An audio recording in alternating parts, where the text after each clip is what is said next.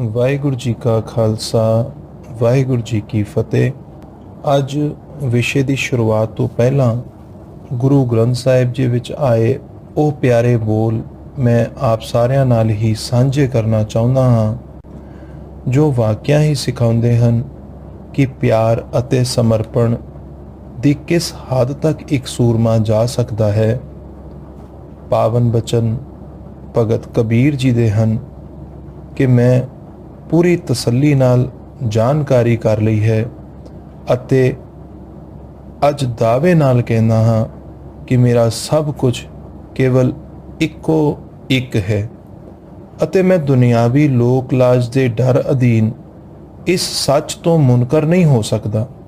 ਬੇਸ਼ੱਕ ਜੇ ਕੋਈ ਵਿਅਕਤੀ ਪ੍ਰੀਤਮ ਪ੍ਰਤੀ ਮੇਰੇ ਇਸ ਪ੍ਰੇਮ ਨੂੰ ਨਾ ਜਾਣਦਿਆਂ ਹੋਏ ਮੈਨੂੰ ਜਾਣੇ ਅਣਜਾਣੇ ਵਿੱਚ ਭੰਡਦਾ ਵੀ ਹੈ, ਤਾਂ ਵੀ ਮੇਰਾ ਉਸ ਨੂੰ ਇਹੀ ਕਹਿਣਾ ਹੈ ਕਿ ਭਾਈ ਜੇ ਤੈਨੂੰ ਸਮਝ ਨਹੀਂ ਲੱਗੀ ਤਾਂ ਮੇਰੇ ਕਹੇ ਉੱਤੇ ਨਾ ਚੱਲ, ਪਰ ਮੇਰੀਆਂ ਗੱਲਾਂ ਦਾ ਬੁਰਾ ਕਿਉਂ ਮਨਾਉਣਾ ਹੈ। ਜੇ ਤੇਰੀ ਨਜ਼ਰਾਂ ਵਿੱਚ ਮੈਂ ਬੁਰਾ ਹਾਂ ਤਾਂ ਬੁਰਾ ਹੀ ਸਹੀ, ਵੱਧ ਤੋਂ ਵੱਧ ਮੇਰੇ ਨਾਲ ਸਾਂਝ ਤੋੜ ਲਵੇਂਗਾ ਤਾਂ ਵੀ ਕੋਈ ਅਫਸੋਸ ਨਹੀਂ।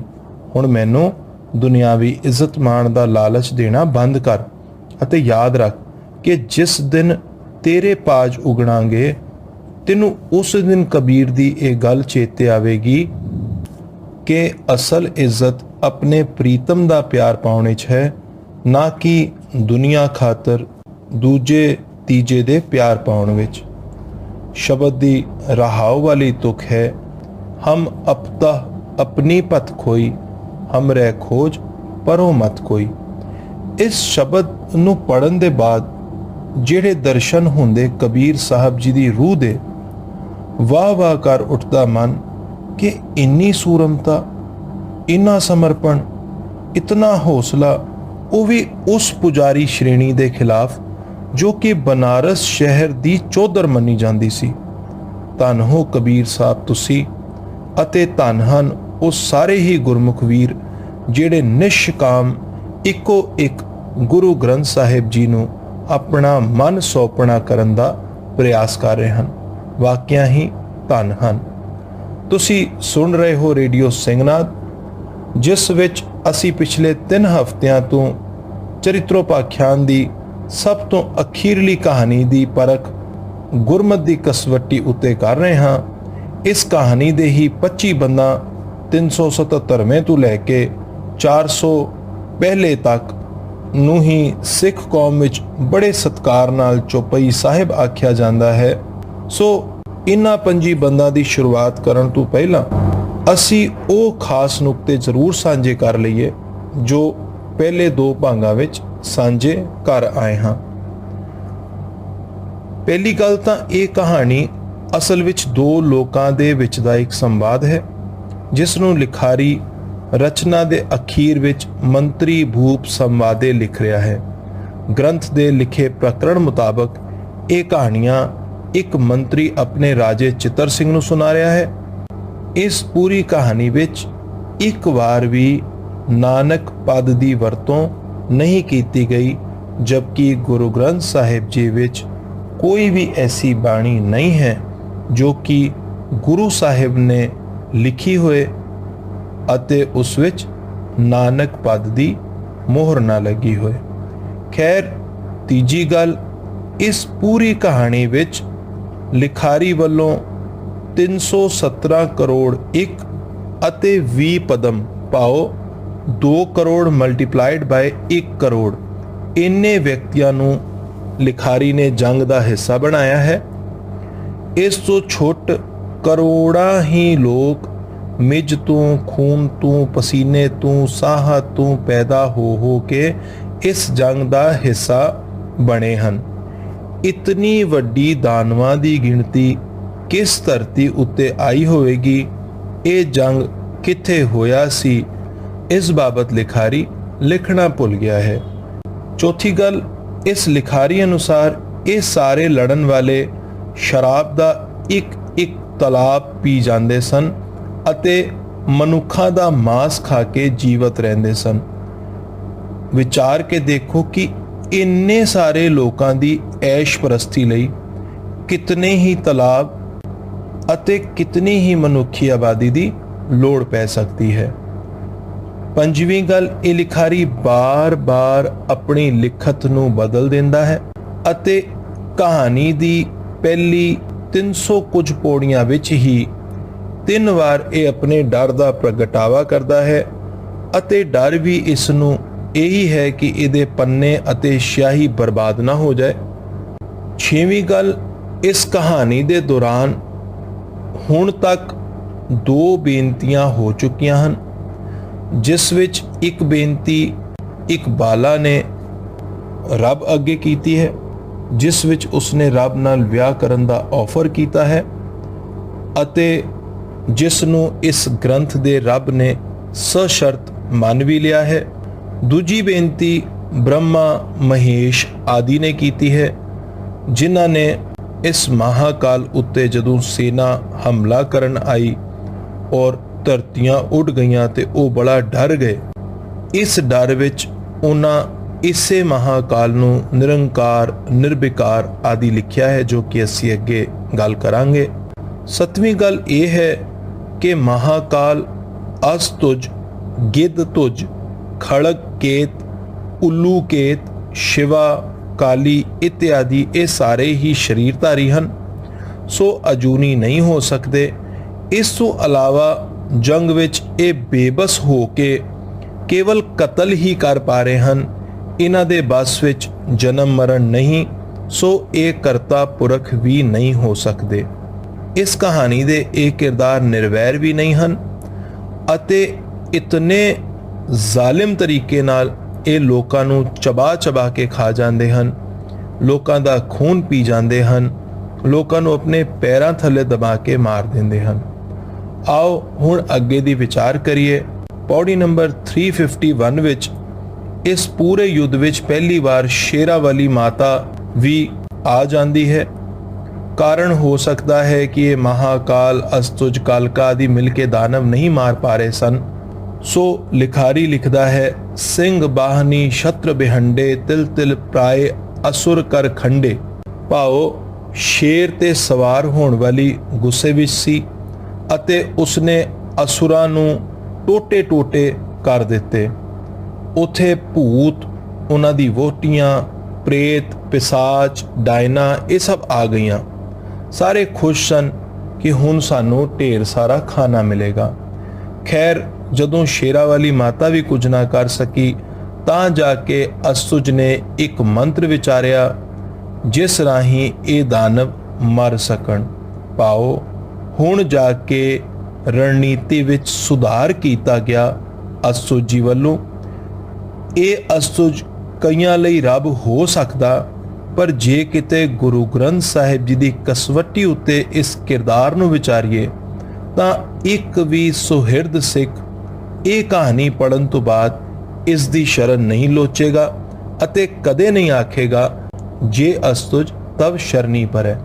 ਖੈਰ, ਇਤਨੇ ਸਾਰੇ ਵਿਅਕਤੀਆਂ ਦਾ ਕਤਲ ਕਰਨ ਤੋਂ ਬਾਅਦ ਇਸ ਅਸਤੁਜ ਜੀ ਨੂੰ ਸੁਧ ਆਈ ਤਾਂ ਇਹਨਾਂ ਆਪਣੀ ਗਲਤੀ ਸੁਧਾਰਦਿਆਂ ਇੱਕ ਮੰਤਰ ਵਿਚਾਰਿਆ ਅਤੇ ਉਸ ਮੰਤਰ ਰਾਹੀਂ ਸਾਰੇ ਦਾਨਵਾਂ ਨੂੰ ਆਪਣੇ ਵੱਲ ਖਿੱਚ ਲਿਆ ਅਤੇ ਮਹਾਕਾਲ ਨੂੰ ਆਗਿਆ ਕੀਤੀ ਕਿ ਸਾਰੀ ਦੀ ਸਾਰੀ ਸੈਨਾ ਨੂੰ ਖਾ ਜਾ।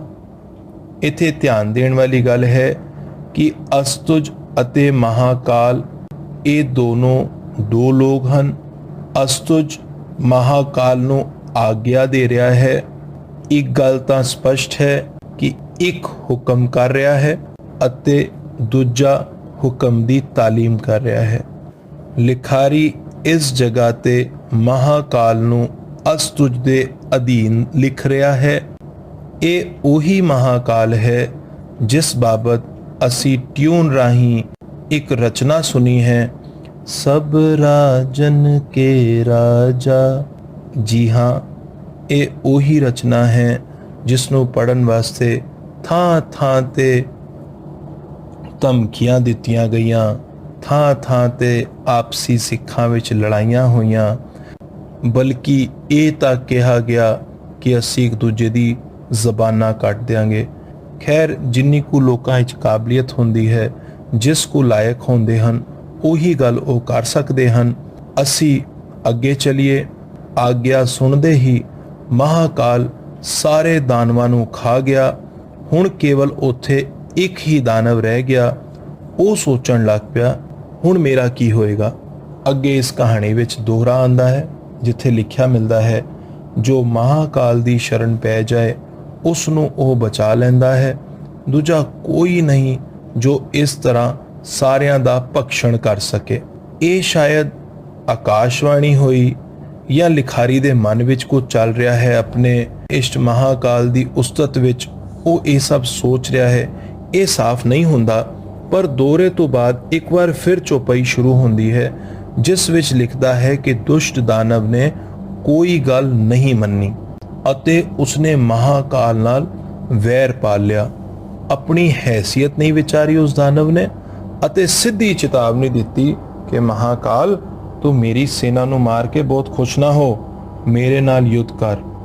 ਜਾਂ ਤਾਂ ਅਸਤੁਜ ਨਹੀਂ ਜਾਂ ਮੈਂ ਨਹੀਂ।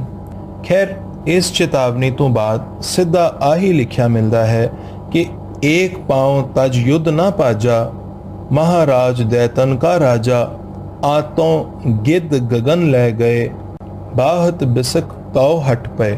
ਭਾਵ ਕਿ ਇੱਕ ਪੈਰ ਵੀ ਪਿਛਾ ਨਹੀਂ ਕੀਤਾ ਇਸ ਦਾਨਵਾ ਦੇ ਮਹਾਰਾਜ ਨੇ।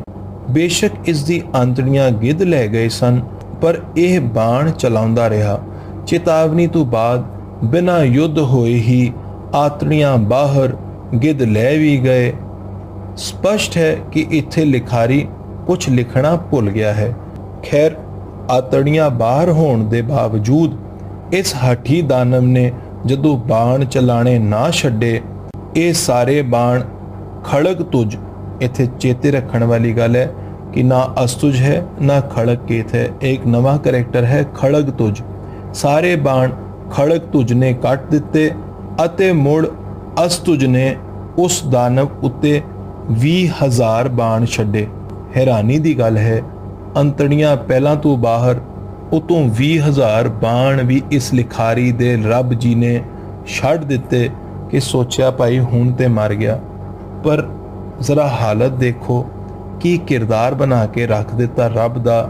ਇਤਨਾ ਅਸਹਾਏ ਕਿ ਇੰਨੇ ਬਾਣ ਮਾਰਨ ਦੇ ਬਾਅਦ ਵੀ ਅੱਗੋਂ ਮਹਾਕਾਲ ਨੇ ਇੱਕ ਬਾਣ ਨਾਲ ਇਸ ਦਾਨਵ ਦਾ ਝੰਡਾ ਗਿਰਾ ਦਿੱਤਾ ਅਤੇ ਦੂਜਾ ਬਾਣ ਮਾਰ ਕੇ ਉਸ ਦਾ ਸੀਸ ਉਡਾ ਦਿੱਤਾ। ਸੀਸ ਉਡਾਉਣ ਤੋਂ ਬਾਅਦ 2 ਬਾਣ ਚਲਾ ਕੇ ਉਸ ਦੇ ਰੱਥ ਦੇ ਪਹੀਏ ਕੱਟ ਦਿੱਤੇ ਅਤੇ 4 ਬਾਣ ਚਲਾ ਕੇ ਉਸ ਦੇ ਘੋੜੇ ਵੀ ਮਾਰ ਦਿੱਤੇ।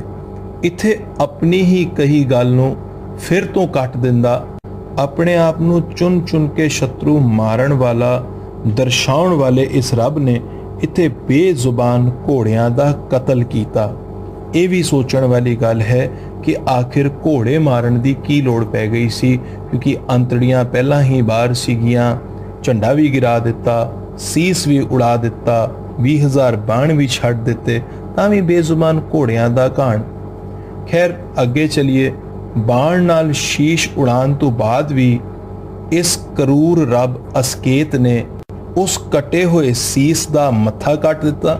ਫਿਰ 2 ਬਾਣ ਚਲਾਏ ਅਤੇ ਉਸ ਦੇ ਹੱਥ ਵੀ ਕੱਟ ਦਿੱਤੇ।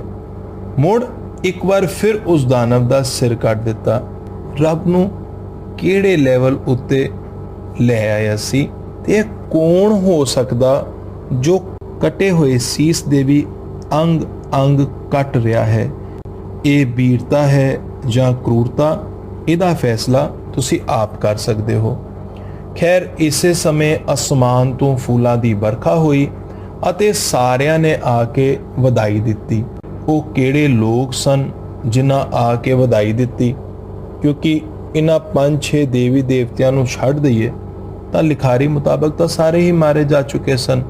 ਸਾਰਿਆਂ ਨੂੰ ਅਸਤੁਜ ਨੇ ਆਪਣੇ ਵੱਲ ਕਰ ਲਿਆ ਸੀ ਅਤੇ ਮਹਾਕਾਲ ਸਾਰਿਆਂ ਨੂੰ ਖਾ ਗਿਆ ਸੀ। ਇਸ ਲਿਖਾਰੀ ਨੇ ਕਈ ਲੂਪ ਹੋਲ ਛੱਡ ਦਿੱਤੇ ਹਨ। ਲੋੜ ਹੈ ਕਿ ਇਸ ਉੱਤੇ ਵਾਦ ਵਿਵਾਦ ਨਾ ਕਰਕੇ ਸਗੋਂ ਇਮਾਨਦਾਰੀ ਨਾਲ ਇਸ ਰਚਨਾ ਨੂੰ ਵਿਚਾਰੀਏ, ਤਾਂ ਜੋ ਸਪਸ਼ਟ ਹੋ ਸਕੇ ਕਿ ਕੀ ਵਾਕਿਆ ਹੀ ਇਸ ਰਚਨਾ ਦਾ ਕੋਈ ਵੀ ਹਿੱਸਾ ਸਿੱਖਾਂ ਦੇ ਰੋਜ਼ਾਨਾ ਨੇਮ ਦਾ ਹਿੱਸਾ ਬਣ ਸਕਦਾ ਹੈ। ਖੈਰ ਅੱਗੇ ਲਿਖਦਾ ਹੈ, ਧੰਨ ਧੰਨ ਲੋਗਨ ਕੇ ਰਾਜਾ, ਦੁਸ਼ਟਨ ਦਾਹ ਗਰੀਬ ਨਿਵਾਜਾ। ਹੁਣ ਜੇ ਗੁਰਬਾਣੀ ਅਨੁਸਾਰ ਵੀ ਇਹ ਪੰਕਤੀ ਨੂੰ ਵਿਚਾਰੀਏ ਤਾਂ ਸਿਰਫ ਦਾਨਵ ਮਾਰਨ ਕਰਕੇ ਹੀ ਧੰਨ ਧੰਨ ਲੋਗਨ ਕੇ ਰਾਜਾ।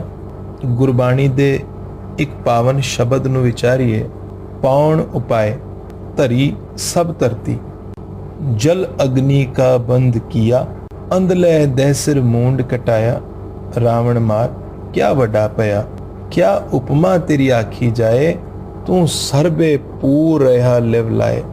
ਇਹ ਸ਼ਬਦ ਸਾਨੂੰ ਹੋਰ ਸਪਸ਼ਟ ਕਰ ਦਿੰਦਾ ਕਿ ਬੇਸ਼ੱਕ ਰਾਮ ਜੀ, ਬ੍ਰਹਮਾ ਜੀ, ਕ੍ਰਿਸ਼ਨ ਜੀ, ਵਿਸ਼ਨੂੰ ਜੀ ਜਾਂ ਮੋਹਣੀ ਅਵਤਾਰ ਜੀ ਨੂੰ ਬਹੁਤਾਤ ਗਿਣਤੀ ਅਸਤੁਜ ਵਾਂਗ ਹੀ ਰੱਬ ਮੰਨਦੀ ਹੈ, ਪਰ ਨਾਨਕ ਜੀ ਫਰਮਾਉਂਦੇ ਹਨ ਕਿ ਉਸ ਪ੍ਰਭੂ ਨੇ ਤਾਂ ਪੌਣ ਬਣਾਈ, ਸਾਰੀ ਧਰਤੀ ਸਾਜੀ, ਪਾਣੀ ਅਤੇ ਅੱਗ ਵਰਗੇ ਵਿਰੋਧੀ ਤੱਤ ਵੀ ਇਕੱਠੇ ਕੀਤੇ ਅਤੇ ਇਹ ਵਡਿਆਈਆਂ ਭੁਲਾ ਕੇ ਕੋਈ ਇਹ ਸਮਝੇ ਕਿ ਸਿਰਫ ਰਾਵਣ ਮਾਰਨ ਵਿੱਚ ਹੀ ਰੱਬ ਦੀ ਵਡਿਆਈ ਹੈ, ਤਾਂ ਇਹ ਉਸ ਸਮਝਣ ਵਾਲੇ ਦੀ ਮੂਰਖਤਾ ਹੈ। ਹੇ ਕਰਤਾਰ, ਤੇਰੀ ਵਡਿਆਈ ਬਿਆਨ ਨਹੀਂ ਕੀਤੀ ਜਾ ਸਕਦੀ, ਕਿਉਂਕਿ ਤੂੰ ਸਾਰਿਆਂ ਵਿੱਚ, ਪ੍ਰਤੇਕ ਜੀਵ ਵਿੱਚ ਵਿਆਪਕ ਹੈ। ਅਤੇ ਦੂਜੇ ਬੰਨੇ ਇਸ ਲਿਖਾਰੀ ਨੂੰ ਦੇਖੋ ਕਿ ਬੇਜ਼ੁਬਾਨ ਘੋੜਿਆਂ ਨੂੰ ਮਾਰਨ ਤੋਂ ਬਾਅਦ ਇੱਕ ਦਾਨਵ ਨੂੰ ਕੋਹ ਕੇ ਮਾਰਨ ਵਾਲੇ ਇਸ ਰੱਬ ਲਈ ਅਸਮਾਨ ਤੋਂ ਫੁੱਲਾਂ ਦੀ ਵਰਖਾ ਹੋਣ ਲੱਗ ਪਈ। ਕਮਾਲ ਹੈ ਨਾ ਕਿ ਅੰਤੜੀਆਂ ਬਾਹਰ ਸੀਸ ਧੜ ਤੋਂ ਅਲੱਗ ਹੋਏ ਦਾਨਵ ਦੀ ਲਾਸ਼ ਦਾ ਮੱਥਾ ਅਤੇ ਹੱਥ ਖੱਟਣ ਵਾਲਾ ਕਾਹਦਾ ਗਰੀਬ ਨਿਵਾਜਾ। ਪੂਰੀ ਕਹਾਣੀ ਅਸੀਂ ਪੜ੍ਹ ਆਏ ਹਾਂ, ਕਿਹੜਾ ਗਰੀਬ ਸਤਾਇਆ ਗਿਆ? ਕੋਈ ਨਹੀਂ। ਫਿਰ ਆਪਣੀ ਹੋਣ ਵਾਲੀ ਪਤਨੀ ਅੱਗੇ ਸ਼ਰਤ ਵੀ ਤਾਂ ਇਸੇ ਨੇ ਰੱਖੀ ਸੀ ਕਿ ਭਾਈ ਜਿਸ ਦਿਨ ਸਵਾਸ ਬੀਰਜ ਨਾਂ ਦਾ ਦੈਤ ਮਾਰਿਆ ਜਾਏਗਾ ਮੈਂ ਤੇਰੇ ਨਾਲ ਵਿਆਹ ਕਰ ਲਾਂਗਾ। ਇਸ ਵਿੱਚ ਕੀ ਦਾਨਵ ਦੀ ਗਲਤੀ ਸੀਗੀ? ਪੂਰੀ 350 ਪੌੜੀਆਂ ਅਸੀਂ ਪੜ੍ਹੀਆਂ, ਇਸ ਵਿੱਚ ਐਸਾ ਕਿਹੜਾ ਗਰੀਬ ਸਤਾਇਆ ਗਿਆ? ਸੋ ਕੌਣ ਇਹਨਾਂ ਤੋਂ ਪੁੱਛੇ ਕਿ ਭਾਈ ਇੱਥੇ ਕੀ ਚੱਲ ਰਿਹਾ, ਕਿਹੜੀ ਕਹਾਣੀ, ਕੀ ਇਹਦਾ ਸਿਰ ਪੈਰ? ਖੈਰ ਅੱਗੋਂ ਸ਼ੁਰੂ ਹੋ ਜਾਂਦੀ ਹੈ ਇੱਕ ਹੋਰ ਚੌਪਈ, ਹਮਰੀ ਕਰੋ ਹਾਥ ਦੇ ਰੱਛਾ। ਸਭ ਤੋਂ ਪਹਿਲਾਂ ਅਸੀਂ ਅਖੌਤੀ ਦਸਮ ਗ੍ਰੰਥ ਅਨੁਸਾਰ ਹੀ ਇਸ ਰਚਨਾ ਦਾ ਸਿਰਲੇਖ ਦੇਖੀਏ, ਜੋ ਕਿ 3 ਹਿੱਸਿਆਂ ਨੂੰ ਜੋੜ ਕੇ ਹੀ ਬਣਾਇਆ ਗਿਆ ਹੈ। ਪਹਿਲਾ ਹੈ ਕਵੀ ਉਵਾਚ, ਦੂਜਾ ਹੈ ਬੇਨਤੀ ਅਤੇ ਤੀਜਾ ਹੈ ਚੌਪਈ। ਕਵੀ ਉਵਾਚ ਵਿੱਚ ਕਵੀ ਦਾ ਅਰਥ ਤਾਂ ਸਪਸ਼ਟ ਹੈ, ਉਵਾਚ ਦਾ ਅਰਥ ਹੈ ਬੋਲਣਾ ਜਾਂ ਬਿਆਨ ਕਰਨਾ। ਸੋ ਕਵੀ ਉਵਾਚ ਦਾ ਮਤਲਬ ਹੈ ਇਹ ਸ਼ਬਦ ਕਵੀ ਵੱਲੋਂ ਹੀ ਬਿਆਨ ਕੀਤੇ ਗਏ ਹਨ। ਜੇ ਅਗਰ ਅਸੀਂ ਹਿੰਦੂ ਗ੍ਰੰਥਾਂ ਨੂੰ ਪੜ੍ਹਾਂਗੇ ਤਾਂ ਦੋ ਲੋਕਾਂ ਦੇ ਵਿਚਕਾਰ ਹੋਈ ਗੱਲਬਾਤ ਨੂੰ ਦਰਸਾਉਣ ਲਈ ਉੱਥੇ ਇਹੋ ਜਿਹੇ ਸਿਰਲੇਖ ਆਮ ਮਿਲਾਂਗੇ। ਜਿਵੇਂ ਗੀਤਾ ਵਿੱਚ ਸੰਜੇ ਅਤੇ ਧ੍ਰਿਤਰਾਜ ਦੀ ਜਿਹੜੀ ਆਪਸੀ ਗੱਲਬਾਤ ਹੋਈ ਹੈ, ਉਸ ਵਿੱਚ ਲਿਖਿਆ ਮਿਲਦਾ ਸੰਜੇ ਉਵਾਚ ਅਤੇ ਧ੍ਰਿਤਰਾਸ਼ਟਰ ਉਵਾਚ।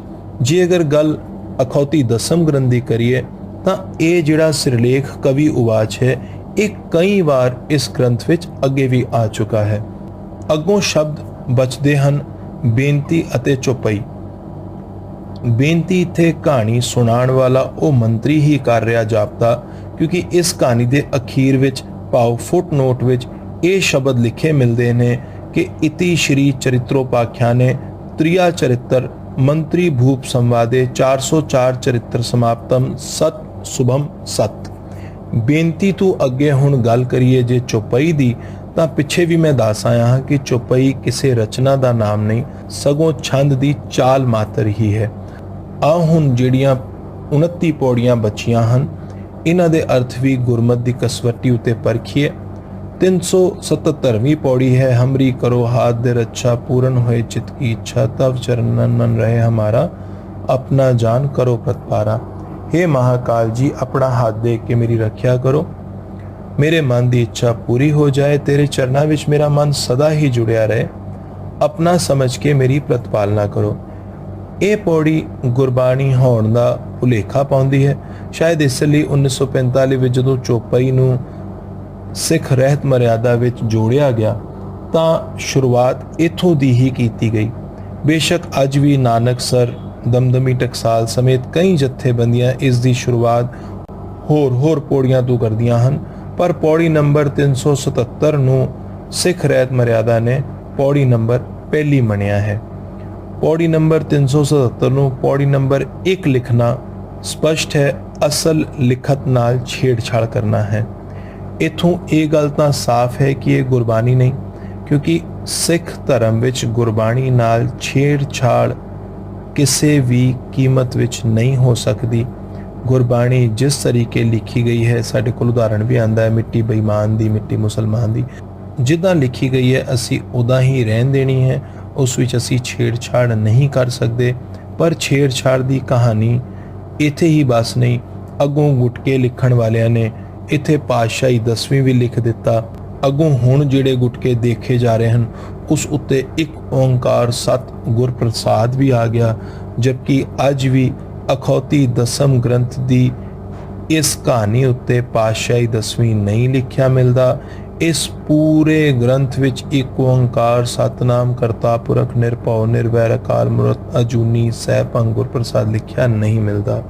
खैर 378वीं पौड़ी यानी कि जिन्हों असी अज दूजी पौड़ी कहते हाँ, हमरे दुष्ट सबै तुम कावो, आप हाथ दे मोहे बचावो, सुखी बसै मोरो परवारा, सेवक सिख सबे करतारा।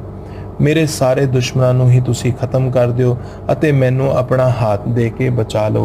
हे करतार, मेरा परिवार, मेरे सेवक, मेरे सिख ये सब सुखी वसदे रहन। जरा विचार के देखो आ किहड़े दुश्मन ने कवि जी दे जिन्हां नू खत्म करन दी, जिन्हां नू मारन दी अरदास कवि जी कर रहे हैं। कई वीर ये कहते हैं कि ये विकार हैं, पर असल विच ज्यों-ज्यों असी अगली पौड़ियां विचारते जावांगे सानू जरूर जवाब मिलेगा कि ये दुश्मन कौन हैं। दूजी गल, जे मेरा परिवार, मेरे सिख अते मेरे सेवकां दे ही सुखी रहण दी अरदास करनी है तां सरबत दे भले दी बेनती बाबत की कहा जाएगा? है किसी वीर कोल कोई जवाब? पौड़ी नंबर 379 मोर अच्छा निज कर दे करिए, सब बैरन को आज संगरिए। ये तुक स्पष्ट कर दी है कि आखिर ये दुष्ट कौन हैं। जी हाँ, ये दुष्ट असल विच बेनती करन वाले दे बैरी हैं। साडे गुरु गोबिंद सिंह साहिब तां किसे नू बैरी नहीं मान सकते, क्योंकि उन्हां नू तां गुरु अर्जन साहिब जी दे ये बोल जरूर चेते हैं, जब तारे को बैरी मीत तब लग ने चलना ही चीत। आखिर एक कवि केड़ा हो सकदा जिसनों लिखदिया ये भी भुल गया, ना को बैरी नहीं बेगाना, सगल संग हम को बन आई। एक गुरबाणी दी घोर अवेलना नहीं तां होर की भला। पौड़ी नंबर 380वीं विच लिखदा, तुम्हें छाड़ कोई अवर ना त्याऊं, जो बर चौहो सो तुम ते पाऊं, सेवक सिख हमारे तारिए, चुन चुन शत्रु हमारे मारिए। मैं तुहाडे तो छुट ना ही किसे नू त्याउंदा हां अते जो बर चाहुंदा हां ਉਹ ਤੁਹਾਡੇ ਤੋਂ ਹੀ ਪ੍ਰਾਪਤ ਕਰ ਲੈਂਦਾ ਹਾਂ। ਕਮਾਲ ਦੇਖੋ, ਇੱਥੇ ਕਵੀ ਜੀ ਕਹਿ ਰਹੇ ਹਨ ਕਿ ਮੈਨੂੰ ਜਿਹੜਾ ਵਰ ਚਾਹੀਦਾ ਹੁੰਦਾ ਹੈ ਉਹ ਮੈਂ हे ਮਹਾਕਾਲ ਜੀ ਤੁਹਾਡੇ ਕੋਲੋਂ ਹੀ ਮੰਗ ਲੈਂਦਾ ਹਾਂ। ਪਰ ਇਸੇ ਗ੍ਰੰਥ ਦੀ ਸ਼ੁਰੂਆਤ ਵਿੱਚ ਜਦੋਂ ਸੱਤ ਸਹਿ ਦੀ ਕਥਾ ਆਂਦੀ ਹੈ ਉੱਥੇ ਦੇਵੀ ਦੁਰਗਾ ਜੀ ਅੱਗੇ ਵੀ ਵਰ ਮੰਗ ਰਹੇ ਦਿਖਾਏ ਗਏ ਹਨ। ਖੈਰ ਅੱਗੇ ਫਿਰ ਗੁਰਮਤ ਦੇ ਸਰਬਤ ਦੇ ਭਲੇ ਦੇ ਮੁੱਖ ਟੀਚੇ ਤੋਂ ਉਲਟ ਮੰਗ कि मेरे सिखां नूं उतार लै अते मेरे दुश्मनां नूं चुन चुन के मार दे। जिहड़े वीर ये सोचते हैं कि भाई ये दुश्मन शायद विकार होणगे तां कहानी दे प्रकरण मुताबक अरबां ही बंदियां विचों जे कोई एक बार बार क्रोध रूपी विकार नाल घिरिया दिख रहा है तां वो अस्तुज आप ही है। समझ नहीं आंदा कि अस्तुज बेनती कर रहा है या जिहड़ा लिख रहा है वो बेनती कर रहा है। पर फिर भी जे मान लईए कि इत्थे विकारां दी ही गल कीती है तां फिर चुन चुन के विकार मारन दी अरदास राहीं की सुनेहा मिलदा सानू, असी की सिख सकते हाँ। जबकि इसे कहानी विच 2 बार अस्तुज वल्लों चुन चुन के दानव मारन दी गल असी सांझी कर चुके हाँ। पौड़ी नंबर 381वीं, आप हाथ दे मुझे उबरिए, मरण काल का त्रास निवरिए। मरण काल का त्रास। इथों क्लीयर है कि लिखारी नूं मौत दे समय तो डर लगदा। ਇਹ ਲਿਖਾਰੀ ਪਹਿਲਾਂ ਹੀ ਇਸ ਕਹਾਣੀ ਵਿੱਚ 3 ਵਾਰ ਆਪਣੇ ਡਰ ਬਾਬਤ ਲਿਖ ਚੁੱਕਾ ਹੈ। ਚਲੋ ਉੱਥੇ ਤਾਂ ਸ਼ਿਆਈ ਕਲਮ ਅਤੇ ਕਾਗਜ਼ ਤੋਂ ਡਰ ਰਿਹਾ ਸੀ ਕਿਤੇ ਖਤਮ ਨਾ ਹੋ ਜਾਏ, ਕਿਤੇ ਮੇਰਾ ਗ੍ਰੰਥ ਵੱਡਾ ਨਾ ਹੋ ਜਾਏ, ਪਰ ਹੁਣ ਇੱਥੇ ਤਾਂ ਇਸਨੇ ਸਪਸ਼ਟ ਕਰ ਦਿੱਤਾ ਕਿ ਮੈਨੂੰ ਮੌਤ ਦੇ ਸਮੇਂ ਤੋਂ ਡਰ ਲੱਗਦਾ ਹੈ। ਮੇਰੇ ਵੀਰੋ, ਆਪਣੇ ਅੰਦਰ ਇੱਕ ਵਾਰ ਉਸ ਨਿਰਭਉ ਨਿਰਵੈਰ ਗੁਰੂ ਗੋਬਿੰਦ ਸਿੰਘ ਸਾਹਿਬ ਜੀ ਦਾ ਚੇਤਾ ਕਰੋ ਅਤੇ ਇਮਾਨਦਾਰੀ ਨਾਲ ਸੋਚੋ ਕਿ ਕੀ ਇਸ ਕਹਾਣੀ ਦੇ ਲਿਖਾਰੀ ਦੀ ਤੁਲਨਾ ਮਾਤਰ ਵੀ ਕੀਤੀ ਜਾ ਸਕਦੀ ਹੈ ਗੁਰੂ ਗੋਬਿੰਦ ਸਿੰਘ ਸਾਹਿਬ ਜੀ ਨਾਲ। ਜਿਹੜਾ ਗੁਰੂ ਗੁਰਬਾਣੀ ਵਿੱਚ ਪਹਿਲਾਂ ਹੀ ਲਿਖਦੇ ਕਬੀਰ ਮੋਹ ਮਰਨੇ ਕਾ ਚਾਉ ਹੈ ਮਰੋਂ ਤਾਂ ਹਰ ਕੈ ਦੁਆਰ, ਜਿਹੜਾ ਗੁਰੂ ਪਹਿਲਾਂ ਹੀ ਲਿਖਦੇ ਫਰੀਦਾ ਬਾਰ ਪਰਾਇਆਂ ਬੈਸਣਾ ਸਾਈਂ ਮੁਝੇ ਨਾ ਦੇ, ਜੇ ਤੂੰ ਇਵੇਂ ਰੱਖ ਸੀ ਜਿਉ ਸ਼ਰੀਰੋਂ ਲੈ, ਜਿਹੜਾ ਗੁਰੂ ਪਹਿਲਾਂ ਹੀ ਲਿਖਦੇ ਕਬੀਰ ਮਰਤਾ ਮਰਤਾ ਜਗ ਮੁਆ ਮਰ ਪੇ ਨਾ ਜਾਣੇ ਕੋਏ, ਐਸੀ ਮਰਨੀ ਜੋ ਮਰੇ ਬਹੁਰ ਨਾ ਮਰਨਾ ਹੋਏ। ਉਸ ਗੁਰੂ ਦਾ ਕੀ ਕੰਪੈਰੀਜ਼ਨ ਹੈ ਇਸ ਵੈਰ ਰੱਖਣ ਵਾਲੇ ਸ਼ਿਵਾ ਮਹਾਕਾਲ ਅਸੁਜ ਆਦਿ ਤੋਂ ਆਸ ਰੱਖਣ ਵਾਲੇ ਅਤੇ ਮੌਤ ਤੋਂ ਡਰਨ ਵਾਲੇ ਲਿਖਾਰੀ ਦਾ। ਅੱਗੇ ਲਿਖਦਾ ਹੈ, ਹੂਜੋ ਸਦਾ ਹਮਾਰੇ ਪੱਛਾ ਸ੍ਰੀ ਅਸੁਜੂ ਕਰਿਓ ਰੱਛਾ। हे ਅਸੁਜ ਜੀ, ਤੁਸੀਂ ਮੇਰੇ ਪੱਖ ਵਿੱਚ ਆ ਜਾਓ। ਗੁਰੂ ਤਾਂ ਕਹਿੰਦੇ ਹਨ, ਮੀਤ ਕਰੈ ਸੋਈ ਹਮ ਮਾਨਾ, ਮੀਤ ਕੇ ਕਰਤਬ ਕੁਸਲ ਸਮਾਨਾ, ਏਕਾ ਟੇਕ ਮੇਰੇ ਮਨ ਚੀਤ, ਜਿਸ ਕਿਛ ਕਰਨਾ ਸੋ ਹਮਰਾ ਮੀਤ। ਕਿ ਜੋ ਮੇਰਾ ਮਿੱਤਰ ਪ੍ਰਭੂ ਕਰਦਾ ਹੈ ਮੈਂ ਉਸ ਨੂੰ ਸਿਰ ਮੱਥੇ ਉੱਤੇ ਮੰਨਦਾ ਹਾਂ। ਉਸ ਅਕਾਲ ਪੁਰਖ ਦੇ ਕੀਤੇ ਕੰਮ ਮੈਨੂੰ ਸੁੱਖਾਂ ਵਰਗੇ ਹੀ ਲੱਗਦੇ ਹਨ। ਦੂਜੇ ਬੰਨੇ ਇਹ ਲਿਖਾਰੀ ਲਿਖਦਾ ਕਿ ਤੁਸੀਂ ਮੇਰਾ ਪੱਖ ਲਓ ਅਤੇ ਸਿਰਫ ਮੇਰੀ ਰੱਖਿਆ ਕਰੋ।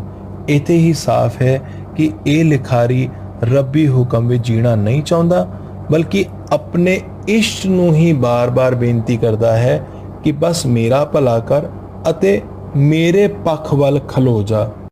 ਜਿੱਦਾਂ ਅੱਜ ਕੱਲ ਦੋ ਭਰਾ ਜੇ ਆਪਸ ਵਿੱਚ ਪ੍ਰਾਪਰਟੀ ਲਈ ਲੜ ਜਾਣ, ਇੱਕ ਦੂਜੇ ਤੇ ਮੁਕੱਦਮਾ ਕਰ ਦੇਣ ਤੇ ਦੋਵੇਂ ਹੀ ਗੁਰਦੁਆਰੇ ਵਿੱਚ ਮੁਕੱਦਮਾ ਜਿੱਤਣ ਲਈ ਪਾਠ ਰਖਵਾ ਕੇ ਗ੍ਰੰਥੀ ਸਿੰਘ ਕੋਲੋਂ ਮੁਕੱਦਮਾ ਜਿੱਤਣ ਲਈ ਅਰਦਾਸ ਵੀ ਕਰਵਾ ਦੇਣ, ਅੱਗੋਂ ਗ੍ਰੰਥੀ ਸਿੰਘ ਵੀ 100 ਰੁਪਏ ਦੇ ਲਾਲਚ ਵਿੱਚ ਦੋਨਾਂ ਦੀ ਹੀ ਅਰਦਾਸ ਕਰਦੇ, ਤਾਂ ਸਪਸ਼ਟ ਹੋ ਜਾਂਦਾ ਹੈ ਕਿ ਭਾਵੇਂ ਉਹ ਦੋ ਭਰਾ ਹੋਣ, ਭਾਵੇਂ ਉਹ ਗ੍ਰੰਥੀ ਸਿੰਘ ਹੋਏ, ਉਹ ਗੁਰੂ ਨੂੰ ਵੀ ਲਾਲਚ ਦੇ ਕੇ ਕਿ ਬਈ ਅਸੀਂ ਤੁਹਾਡਾ ਪਾਠ ਕਰ ਦਿੱਤਾ, ਅਸੀਂ ਦੇਖੋ ਜੀ ਤੁਹਾਡੀ ਇੰਨੀ ਉਸਤਤ ਕਰਤੀ, ਅਸੀਂ ਆ ਕੇ ਗੁਰਦੁਆਰੇ ਮੱਥਾ ਟੇਕ ਦਿੱਤਾ, ਆਪਣੇ ਪੱਖ ਵਿੱਚ ਕਰਨਾ ਚਾਹੁੰਦੇ ਹਾਂ ਕਿ ਜੀ ਗੁਰੂ ਮੇਰੇ ਵੱਲ ਹੋ ਜਾਏ, ਸੱਚ ਕੀ ਹੈ ਝੂਠ ਕੀ ਹੈ ਇਸ ਨੂੰ ਗੁਰੂ ਵਿਸਾਰ ਦੇਵੇ।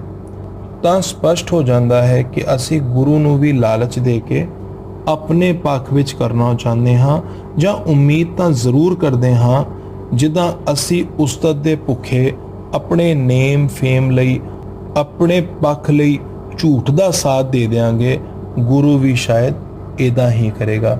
ਪਰ ਐਸਾ ਬਿਲਕੁਲ ਵੀ ਨਹੀਂ ਹੈ। ਗੁਰੂ ਕਦੇ ਕਿਸੇ ਦੇ ਪੱਖ 'ਚ ਨਹੀਂ ਖਲੋਂਦਾ, ਉਹ ਤਾਂ ਸੱਚਿਆਰ ਹੈ ਅਤੇ ਸੱਚ ਦੇ ਪੱਖ 'ਚ ਖਲੋਂਦਾ ਹੈ। ਪਰ ਇਹ ਲਿਖਾਰੀ ਤਾਂ ਅਸਤੁਜ ਜੀ ਨੂੰ ਬੇਨਤੀਆਂ ਕਰੀ ਜਾਂਦਾ ਕਿ ਤੂੰ ਮੇਰੇ ਵੱਲ ਹੋ ਜਾ। ਮੈਂ ਧਿਆਨ ਦਿਵਾ ਦਿਆਂ ਕਿ ਇਸੇ ਕਹਾਣੀ ਵਿੱਚ ਪਹਿਲਾਂ ਵੀ ਇਹ ਅਸਤੁਜ ਇੱਕ ਬੀਬੀ ਵੱਲੋਂ ਬੇਨਤੀ ਕਰਨ ਉਪਰੰਤ ਉਸ ਬੀਬੀ ਨਾਲ ਵਿਆਹ ਕਰਨ ਲਈ ਵੀ ਤਿਆਰ ਹੋ ਗਿਆ ਸੀ। 382ਵੀਂ ਪੌੜੀ ਉੱਤੇ ਫਿਰ ਇਹ ਮੌਤ ਤੋਂ ਡਰਨ ਵਾਲਾ ਲਿਖਾਰੀ ਆਪਣੇ ਰੱਬ ਅਸਤੁਜ ਨੂੰ ਕਹਿੰਦਾ, ਰਾਖ ਲਿਓ ਮੋਇ ਰਾਖਣ ਹਾਰੇ, ਸਾਹਿਬ ਸੰਤ ਸਹਾਏ ਪਿਆਰੇ। ਇੱਥੇ ਵੀ ਸਮਝੋ ਕਿ ਰੱਬ ਕੇਵਲ ਸੰਤਾਂ ਦਾ ਸਹਾਇਕ ਹੈ। ਫਿਰ ਸਰਬਤ ਦੀ ਪ੍ਰਤਿਪਾਲਨਾ ਕੌਣ ਕਰ ਰਿਹਾ? ਅਤੇ ਕਮਾਲ ਹੈ ਕਿ ਦੁਸ਼ਟਾਂ ਨੂੰ ਸੁਧਾਰਨ ਦੀ ਗੱਲ ਹੀ ਨਹੀਂ ਹੋ ਰਹੀ। ਬਸ ਮਾਰ ਦਿਓ, ਕਤਲ ਕਰ ਦਿਓ, ਘਾਣ ਕਰ ਦਿਓ। ਜ਼ਰਾ ਵਿਚਾਰ ਕੇ ਦੇਖੋ ਇੱਕ ਵਾਰ ਸਿੱਖ ਇਤਿਹਾਸ ਨੂੰ ਕਿ ਗੁਰੂ ਨਾਨਕ ਸਾਹਿਬ ਜਦੋਂ ਭਾਈ ਸੱਜਣ ਨੂੰ ਮਿਲਣਗੇ ਉਦੋਂ ਉਹ ਇੱਕ ਠੱਗ ਸਨ, ਉਹਨਾਂ ਦਾ ਕੰਮ ਕੀ ਸੀ? ਲੋਕਾਂ ਨੂੰ ਮਾਰ ਦਿੰਦੇ ਸਨ। ਗੁਰੂ ਸਾਹਿਬ ਦੇ ਨਾਲ ਜਦੋਂ ਉਹਨਾਂ ਦੀ ਗੱਲਬਾਤ ਹੋਈ, ਜਿਸ ਬਾਬਤ ਇਤਿਹਾਸ ਵਿੱਚ ਸ਼ਬਦ ਵੀ ਆਉਂਦਾ ਹੈ, ਸੱਜਣ ਸਹੀ ਨਾਲ ਮੈਂ ਚਲਦਿਆਂ ਨਾਲ ਚੱਲਣ, ਉੱਥੇ ਗੁਰੂ ਸਾਹਿਬ ਨੇ ਉਹਨਾਂ ਦਾ ਜੀਵਨ ਪਲਟ ਕੇ ਰੱਖ ਦਿੱਤਾ। ਭੂਮੀਏ ਚੋਰ ਬਾਰੇ ਵੀ ਗੱਲ ਕਰ ਲਈਏ, ਭਾਈ ਭੂਮੀਆ ਹੋ ਨਿਬੜੇ। ਅੱਗੇ ਗੁਰੂ ਅਰਜਨ ਸਾਹਿਬ ਦੇ ਵਕਤ ਆ ਜਾਈਏ ਤੇ ਭਾਈ ਮੰਝ ਦੀ ਗੱਲ ਕਰ ਲਈਏ ਕਿ ਕਿਹੜੇ ਬੰਨੇ ਉਹ ਲੱਗੇ ਹੋਏ ਸਨ, ਉਥੋਂ ਦੀ ਕਿੱਥੇ ਗੁਰਸਿੱਖੀ ਦਾ ਜੀਵਨ ਉਹਨਾਂ ਨੇ ਧਾਰ ਲਿਆ। ਬਲਕਿ ਉਹਨਾਂ ਨੂੰ ਤਾਂ ਸਪਸ਼ਟ ਕਹਿਤਾ ਸੀ ਕਿ ਸਿੱਖੀ ਉੱਤੇ ਸਿੱਖੀ ਨਹੀਂ ਟਿਕਣੀ, ਪਹਿਲਾਂ ਦੂਜਾ ਤਿਆਗ ਤਾਂ ਤੈਨੂੰ ਸਿੱਖੀ ਮਿਲੇਗੀ। ਹੁਣ ਜਰਾ ਇਸ ਬੰਨੇ ਦੇਖੋ, ਸਾਰੇ ਦੁਸ਼ਟਾਂ ਨੂੰ ਮਾਰ ਦਿਓ, ਸਾਰੇ ਦੁਸ਼ਟਾਂ ਦਾ ਕਤਲ ਕਰ ਦਿਓ, ਸਾਰੇ ਦੁਸ਼ਟਾਂ ਨੂੰ ਘਾ ਦਿਓ।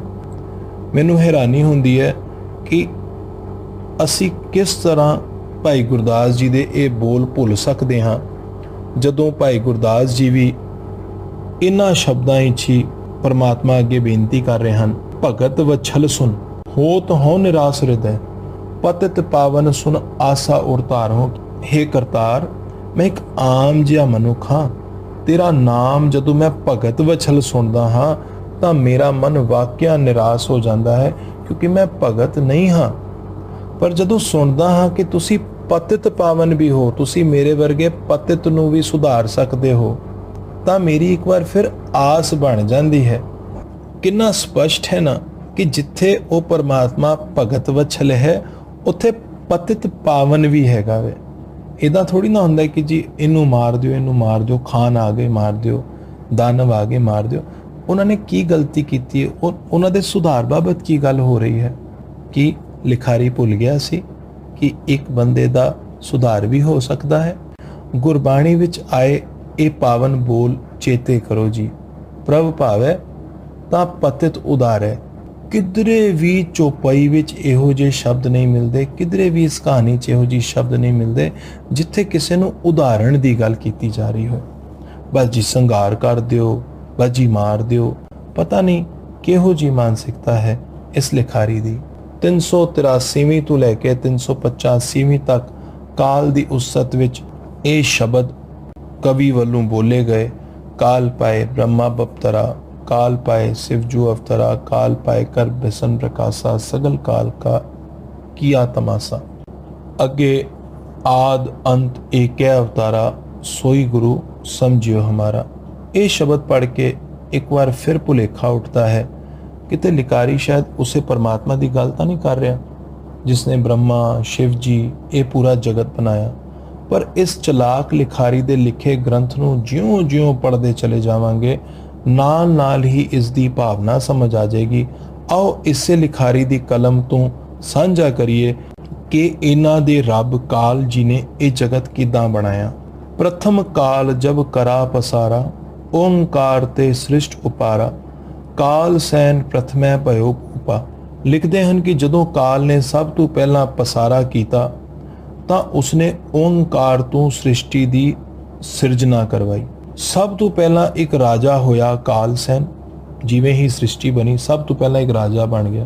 ਹੁਣ ਸੋਚ ਕੇ ਦੇਖੋ, ਪ੍ਰਜਾ ਹੈਗੀ ਨਹੀਂ ਜੀ, ਇੱਕ ਰਾਜਾ ਹੋ ਗਿਆ। ਖੈਰ ਹੋ ਸਕਦਾ ਹੈ।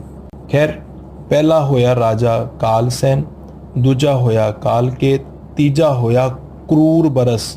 ਇੱਥੇ ਵੀ ਕਰੂਰਤਾ ਵਾਲੀ ਗੱਲ ਹੈ। ਤੀਜਾ ਰਾਜਾ ਜਿਹੜਾ ਹੋਇਆ ਸ੍ਰਿਸ਼ਟੀ ਬਣਦਿਆਂ ਹੀ ਉਹਦਾ ਨਾਂ ਸੀ ਕਰੂਰ ਬਰਸ।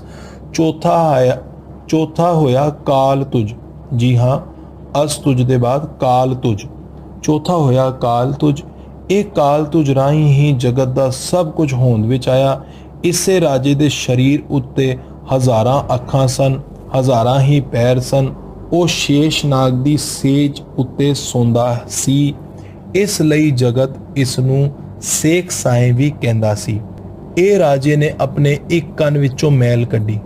ਇਹ ਦੇਖੋ ਜੀ ਕਿਸ ਤਰੀਕੇ ਸ੍ਰਿਸ਼ਟੀ ਪੈਦਾ ਕੀਤੀ ਜਾ ਰਹੀ ਹੈ ਕਾਲ ਵੱਲੋਂ। ਇਸ ਰਾਜੇ ਨੇ ਆਪਣੇ ਇੱਕ ਕੰਨ ਵਿੱਚੋਂ ਮੈਲ ਕੱਢੀ, ਉਸ ਤੋਂ ਮਧ ਅਤੇ ਕੀਟਬ ਪੈਦਾ ਹੋਏ। ਫਿਰ ਦੂਜੇ ਕੰਨ ਤੋਂ ਮੈਲ ਕੱਢੀ, ਉਸ ਤੋਂ ਇਹ ਸਾਰੀ ਸ੍ਰਿਸ਼ਟੀ ਬਣ ਗਈ। ਸੋ ਇਹ ਹੈ ਜੀ ਜਵਨ ਕਾਲ ਸਭ ਜਗਤ ਬਣਾਇਓ ਵਾਲੀ ਕਹਾਣੀ। ਇਹ ਵੀ ਹੁਣ ਤੁਹਾਡੇ ਸਾਹਮਣੇ ਹੈ ਕਿ ਕੰਨ ਦੀ ਮੈਲ ਤੋਂ ਸ੍ਰਿਸ਼ਟੀ ਬਣ ਗਈ। ਇਹ ਕਹਾਣੀ ਵੀ ਚੌਪਈ ਛੰਦ ਵਿੱਚ ਹੀ ਕਵੀ ਬੰਸ ਕਥਨੰਗ ਵਿੱਚ ਤੁਸੀਂ ਸਾਰੇ ਪੜ੍ਹ ਸਕਦੇ ਹੋ। ਇਹ ਤਾਂ ਗੱਲ ਹੋ ਗਈ ਜਵਨ ਕਾਲ ਸਭ ਜਗਤ ਬਣਾਇਓ ਦੀ। ਹੁਣ ਗੱਲ ਕਰੀਏ ਕਿ ਜਿਸ ਕਾਲ, ਅਸਤੁਜ, ਖੜਗਕੇਤ, ਅਸਕੇਤ ਅਤੇ ਮਹਾਕਾਲ ਆਦि ਨੂੰ ਇਸ ਕਹਾਣੀ ਦੇ ਲਿਖਾਰੀ ਵੱਲੋਂ ਇਤਨਾ ਮਹਾਨ ਦੱਸਿਆ ਗਿਆ ਹੈ। ਕੀ ਕਾਰਨ ਹੈ ਕਿ ਇਹਨਾਂ ਵਿੱਚੋਂ ਬਹੁਤਾਤ ਦਾ ਨਾਮ ਗੁਰੂ ਗ੍ਰੰਥ ਸਾਹਿਬ ਜੀ ਵਿੱਚ ਦਰਜ ਹੀ ਨਹੀਂ ਹੈ, ਅਤੇ ਜਿਹੜੇ ਦਰਜ ਹਨ ਉਹ ਵੀ ਰੱਬ ਪਰਤਾਏ ਕਿਤੇ ਵੀ ਲਿਖੇ ਨਹੀਂ ਮਿਲਦੇ। ਬਲਕਿ ਗੁਰਬਾਣੀ ਵਿੱਚ ਤਾਂ ਇਹ ਹੁਕਮ ਮਿਲਦਾ ਹੈ ਕਿ ਭਾਈ ਜਿਉਂ-ਜਿਉਂ ਤੂੰ ਰੱਬ ਦਾ ਸਿਮਰਨ ਕਰੇਗਾ, ਜਿਉਂ-ਜਿਉਂ ਤੂੰ ਉਸ ਪਰਮਾਤਮਾ ਨੂੰ ਚੇਤੇ ਰੱਖੇਗਾ, ਤੈਨੂੰ ਮਹਾਕਾਲ ਨਹੀਂ ਖਾ ਸਕੇਗਾ।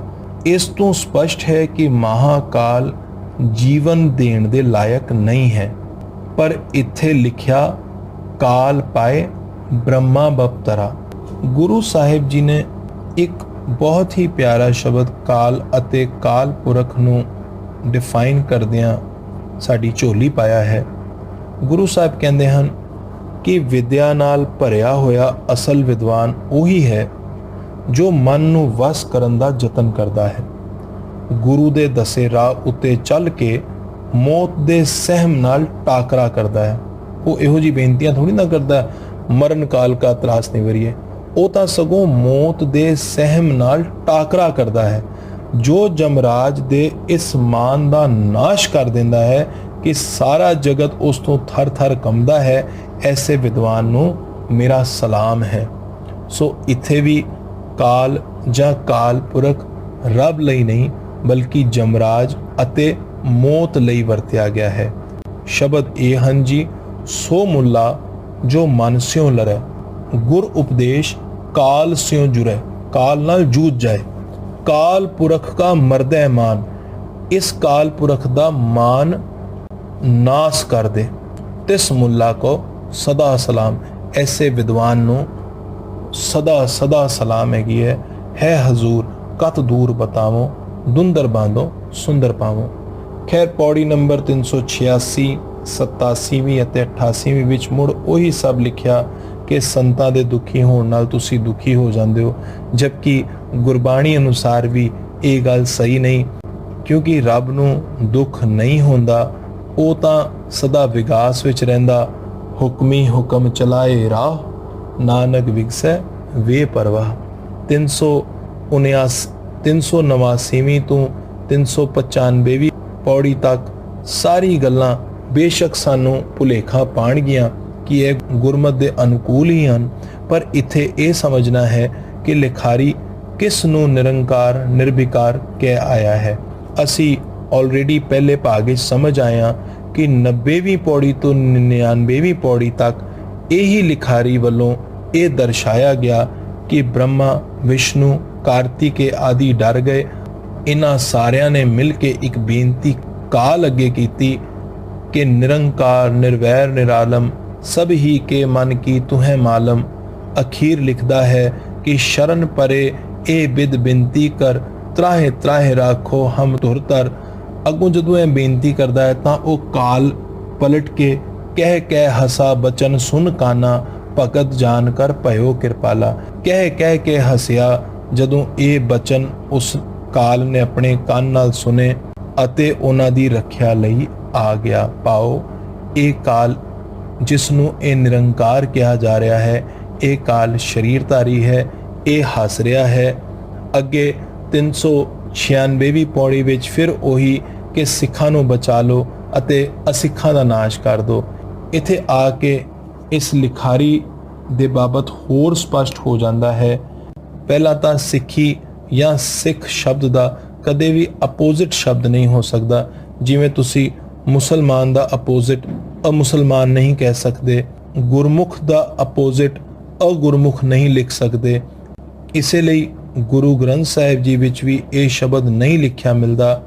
ਹਾਂ, ਭਾਈ ਕਾਹਨ ਸਿੰਘ ਜੀ ਨਾਭਾ ਵੱਲੋਂ ਬੇਸ਼ੱਕ ਮਹਾਨ ਕੋਸ਼ ਵਿੱਚ ਇਸ ਸ਼ਬਦ ਦੇ ਅਰਥ ਲਿਖੇ ਹਨ ਕਿ ਜਿਸ ਨੇ ਗੁਰੂ ਨਾਨਕ ਸਾਹਿਬ ਦਾ ਧਰਮ ਧਾਰਨ ਨਹੀਂ ਕੀਤਾ ਉਹ ਅਸਿੱਖ ਹੈ। ਹੁਣ ਵਿਚਾਰ ਕੇ ਦੇਖੋ ਕਿ ਜਿਨ੍ਹਾਂ ਨੇ ਨਹੀਂ ਕੀਤਾ ਇਹ ਤਾਂ ਉਹਨਾਂ ਦਾ ਆਪਣਾ ਫੈਸਲਾ ਹੈ। ਅਸੀਂ ਕੌਣ ਹੁੰਦੇ ਹਾਂ ਇਹਨਾਂ ਦਾ ਬੁਰਾ ਚਿਤਵਨ ਵਾਲੇ ਕਿ ਸਿੱਖ ਉਬਾਰ ਅਸਿੱਖ ਸੰਗਰੋ।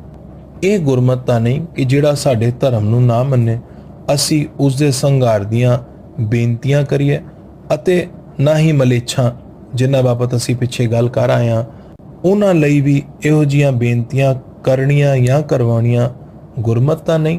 ਗੁਰਮਤ ਵਿੱਚ ਜ਼ਬਰ ਥੋੜੇ ਹੈ। ਇਹ ਕੋਈ ਔਰੰਗਜ਼ੇਬ ਦਾ ਚਲਾਇਆ ਪੰਥ ਥੋੜੀ ਹੈ ਜਿੱਥੇ ਤਲਵਾਰ ਦੇ ਜ਼ੋਰ ਤੇ ਅਸੀਂ ਕੋਈ ਕੰਮ ਕਰਾਂਗੇ। ਇਹ ਤਾਂ ਪਿਆਰ ਦੀ ਖੇਡ ਹੈ। ਜਿਸ ਨੂੰ ਸਮਝ ਆਈ ਉਸਨੇ ਅਪਣਾ ਲਈ।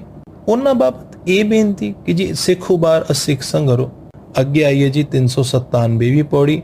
ਜੇ ਅਸਤੁਜ ਤਵ ਸ਼ਰਨੀ ਪਰੈ ਤਿਨਕੇ ਦੁਸ਼ ਦੁਖਤ ਵੈ ਮਰੈ। ਅੱਗੇ ਫਿਰ ਉਹੀ ਅਸਤੁਜ ਜੀ ਦੀ ਸ਼ਰਨ ਪੈਣ ਦੀ ਵਡਿਆਈ ਕਿ ਜਿਹੜਾ ਅਸਤੁਜ ਜੀ ਦੀ ਸ਼ਰਨੀ ਪੈਂਦਾ ਉਹਦੇ ਦੁਸ਼ਮਣ ਦੁਖੀ ਹੋ ਕੇ ਮਰ ਜਾਂਦੇ ਹਨ। ਦੁਖੀ ਹੋ ਕੇ ਮਰਨ ਵਾਲੀ ਕਹਾਣੀ ਦਾ ਹਿੱਸਾ ਵੀ ਅਸੀਂ ਵਿਚਾਰ ਆਏ ਹਾਂ ਤੇ ਦੁਖੀ ਹੋ ਕੇ ਕਦੀ ਵਿਕਾਰ ਨਹੀਂ ਮਰਦੇ। ਇਸ ਕਰਕੇ ਇੱਥੋਂ ਇੱਕ ਵਾਰ ਫਿਰ ਸਪਸ਼ਟ ਹੈ ਕਿ ਦੁਸ਼ਮਣ ਜਿਹੜੇ ਹਨ ਉਹ ਕੁਝ ਹੋਰ ਹੀ ਹਨ, ਉਹ ਵਿਕਾਰ ਨਹੀਂ ਹਨ। ਅੱਗੇ ਕਾਲ ਜੀ ਦੀ ਵਡਿਆਈ ਅਤੇ ਉਸ ਨਾਲ ਮਿਲਣ ਵਾਲੇ ਪਦਾਰਥਾਂ ਦਾ ਲਾਲਚ। ਅਖੀਰ ਵਿੱਚ ਇੱਕ ਬੇਨਤੀ ਕਿ ਹੈ ਖੜਕ ਕੇ ਜੀ ਮੈਂ ਤੁਹਾਡੀ ਸ਼ਰਨ ਵਿੱਚ ਹਾਂ, ਆਪਣਾ ਹੱਥ ਦੇ ਕੇ ਬਚਾ ਲਓ। ਹਰ ਜਗ੍ਹਾ ਤੁਸੀਂ ਮੇਰੇ ਸਹਾਈ ਹੋਵੋ ਅਤੇ ਦੁਸ਼ਮਣਾਂ ਅਤੇ ਦੁੱਖਾਂ ਤੋਂ ਮੈਨੂੰ ਬਚਾ ਲਵੋ। ਅੱਗੇ ਜਗਤ ਮਾਤਾ ਭਗਉਤੀ ਜੀ ਦਾ ਧੰਨਵਾਦ ਕਰਦਿਆਂ ਲਿਖਾਰੀ ਸ਼ੁਕਰ ਕਰਦਾ ਹੈ ਕਿ ਮੇਰੇ ਉੱਤੇ ਜਗਤ ਮਾਤਾ ਦੀ ਬਖਸ਼ਿਸ਼ ਹੋਈ ਹੈ ਅਤੇ ਸ਼ੁਭ ਗੁਣਾਂ ਨਾਲ ਭਰਿਆ ਗ੍ਰੰਥ ਹੁਣ ਸੰਪੂਰਨ ਹੋ ਗਿਆ ਹੈ। ਇਹ ਜਗਤ ਮਾਤਾ ਮੇਰੇ ਸਰੀਰ ਦੇ ਸਾਰੇ ਪਾਪਾਂ ਨੂੰ ਨਸ਼ਟ ਕਰਨ ਵਾਲੀ ਹੈ ਅਤੇ ਮੇਰੇ ਵੈਰੀਆਂ ਨੂੰ ਵੀ ਨਸ਼ਟ ਕਰਨ ਵਾਲੀ ਹੈ। ਸ਼੍ਰੀ ਅਸਤੁਜ ਜੀ ਜਦੋਂ ਦਿਆਲ ਹੋਏ ਤਾਂ ਉਸੇ ਵੇਲੇ ਮੈਂ ਇਹ ਗ੍ਰੰਥ ਪੂਰਾ ਕਰ ਲਿਆ। ਉਹਨੂੰ ਮਨ ਇੱਛਤ ਫਲ ਪ੍ਰਾਪਤ ਹੋਵਾਂਗੇ ਅਤੇ ਉਸ ਨੂੰ ਕੋਈ ਦੁੱਖ ਨਹੀਂ ਲੱਗੇਗਾ ਜਿਹੜਾ ਇਹ ਗ੍ਰੰਥ ਪੜ੍ਹੇਗਾ। ਅੜਿਲ ਵਿੱਚ ਇੱਕ ਵਾਰ ਫਿਰ ਲਾਲਚ ਦਿੱਤਾ ਗਿਆ ਹੈ ਕਿ ਜੇ ਅਗਰ ਕੋਈ ਗੂੰਗਾ ਇਸ ਗ੍ਰੰਥ ਨੂੰ ਸੁਣੇਗਾ ਉਹ ਜ਼ਬਾਨ ਪ੍ਰਾਪਤ ਕਰ ਲੇਗਾ, ਕੋਈ ਮੂਰਖ ਚਿੱਤ ਲਗਾ ਕੇ ਸੁਣੇਗਾ ਤਾਂ ਸਿਆਣਾ ਹੋ ਜਾਏਗਾ। ਦੁੱਖ ਦਰਦ ਅਤੇ ਭੈ ਨਿਕਟ ਨਹੀਂ ਆਵਾਂਗੇ। ਇੱਕ ਵਾਰ ਵੀ ਇਹ ਵਾਲੀ ਚੌਪਈ ਦਾ ਪਾਠ ਕਰੇਗਾ। ਇੱਥੇ ਸਾਨੂੰ ਦੋ ਗੱਲਾਂ ਵਿਚਾਰਨੀਆਂ ਨੇ।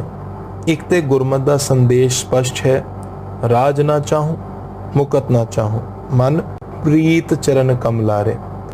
ਪਰ ਇੱਥੇ ਰਚਨਾ ਦੇ ਅਖੀਰ ਵਿੱਚ ਮਿਲਣ ਵਾਲੇ ਪਦਾਰਥਾਂ ਦੀ ਲਿਸਟ ਠੀਕ ਉਸੇ ਤਰ੍ਹਾਂ ਹੈ ਜਿਸ ਤਰ੍ਹਾਂ ਅੱਗੇ ਵੀ ਕਈ ਰਚਨਾਵਾਂ ਦੇ ਪਿੱਛੇ ਅਖੀਰਲੀ ਪੌੜੀਆਂ ਵਿੱਚ ਇਹ ਲਿਖ ਆਇਆ ਹੈ। ਮੈਂ ਤੁਹਾਨੂੰ ਕੁਝ ਉਦਾਹਰਣ ਦੇ ਰਿਹਾ ਹਾਂ।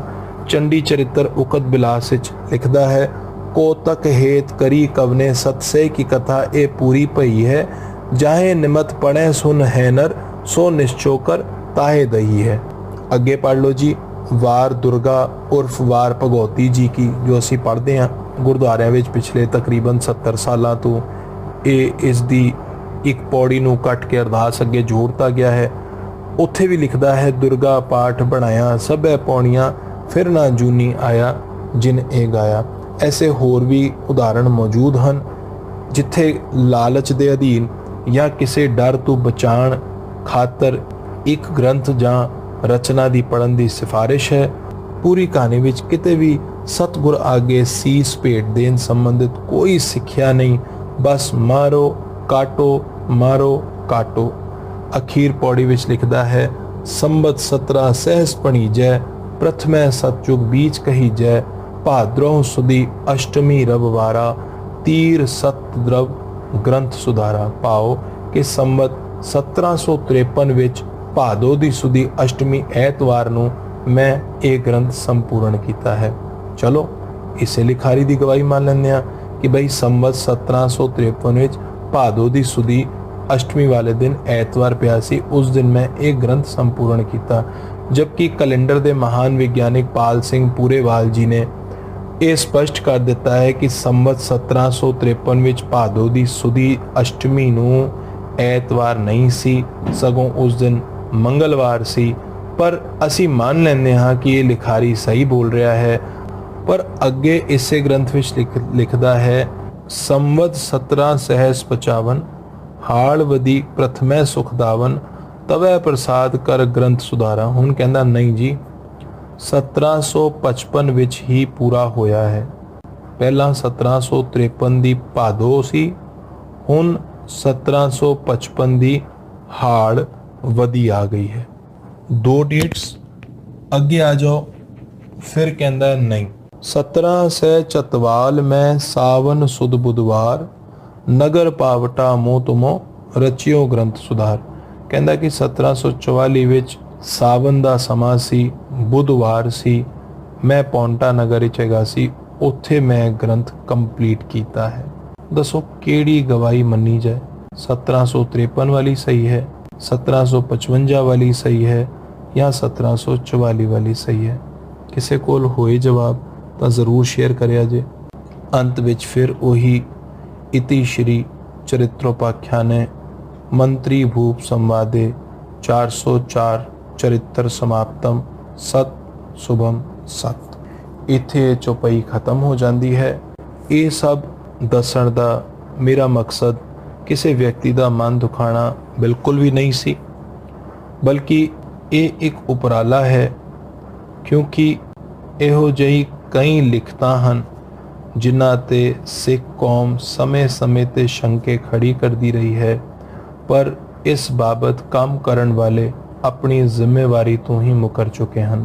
ਉਹਨਾਂ ਕੋਲ ਕਦੀ ਨਾਨਕ ਸ਼ਾਹ ਫਕੀਰ ਦਾ ਮੁੱਦਾ ਆ ਜਾਂਦਾ ਹੈ, ਕਦੀ ਸੌਦੇ ਸਾਧ ਦਾ ਮੁੱਦਾ ਆ ਜਾਂਦਾ ਹੈ ਅਤੇ ਕਦੀ ਹੋਰ ਕੋਈ ਪ੍ਰੋਬਲਮ ਆ ਜਾਂਦੀ ਹੈ। ਉਹਨਾਂ ਕੋਲ ਵੇਲ ਹੀ ਨਹੀਂ ਕਿ ਕੌਮ ਨੂੰ ਇੱਕ ਸਹੀ ਦਿਸ਼ਾ ਉੱਤੇ ਕਿਵੇਂ ਲੈ ਕੇ ਜਾਇਆ ਜਾਏ। ਉਹਨਾਂ ਕੋਲ ਸਮਾਂ ਹੀ ਨਹੀਂ ਕਿ ਨਸ਼ੇ ਵਿੱਚ ਗਰਕ ਹੋਏ ਪੰਜਾਬ ਨੂੰ ਮੁੜ ਸਿੱਖੀ ਰੂਪੀ ਅੰਮ੍ਰਿਤ ਨਾਲ ਕਿਸ ਤਰ੍ਹਾਂ ਭਰਿਆ ਜਾਏ। ਉਹਨਾਂ ਕੋਲ ਕੋਈ ਵੇਲ ਨਹੀਂ ਕਿ ਇਤਿਹਾਸ ਸੰਬੰਧੀ ਅਜੋਕੇ ਗ੍ਰੰਥਾਂ ਸੰਬੰਧੀ ਕੋਈ ਵਿਉਂਤ ਬਣਾ ਸਕਣ ਕਿ ਭਾਈ ਸਿੱਖ ਆਪਸ ਵਿੱਚ ਨਾ ਲੜਨ, ਪਰ ਜਾਂ ਤਾਂ ਉਹਨਾਂ ਕੋਲ ਵੇਲ ਨਹੀਂ ਜਾਂ ਵਾਕਿਆ ਉਹ ਇਸ ਲਾਇਕ ਨਹੀਂ। ਆਸ ਹੈ ਕਿ ਅਸੀਂ ਛੋਟੀ-ਛੋਟੀ ਲੜਾਈਆਂ ਛੱਡ ਕੇ ਕੁਝ ਵੱਡਾ ਸੋਚੀਏ, ਵਿਅਕਤੀਵਾਦੀ ਦੋਸ਼ਾਰੋਪਣ ਤੋਂ ਬਚੀਏ, ਅਸੀਂ ਆਈਡੀਆਜ਼ 'ਤੇ ਕੰਮ ਕਰੀਏ, ਉਸ ਦੇ ਇੰਪਲੀਮੈਂਟੇਸ਼ਨ ਦੀ ਗੱਲ ਕਰੀਏ, ਤਾਂ ਜੋ ਆਉਣ ਵਾਲੀ ਪਨੀਰੀ ਨੂੰ ਇੱਕ ਸਹੀ ਦਿਸ਼ਾ ਮਿਲ ਸਕੇ। ਸਮੇਂ-ਸਮੇਂ 'ਤੇ ਆਪਣੇ ਆਈਡੀਆਜ਼ ਦੀ ਪਰਖ ਕਰੀਏ। ਜਦੋਂ ਵੀ ਕਿਸੇ ਦੀ ਗੱਲ ਨੂੰ ਕੱਟਣਾ ਹੋਏ ਤਾਂ ਈਰਖਾਲੂ ਹੋ ਕੇ ਨਾ ਸੋਚੀਏ, ਸਗੋਂ ਕੌਮ ਦੇ ਭਲੇ ਲਈ ਸੋਚੀਏ।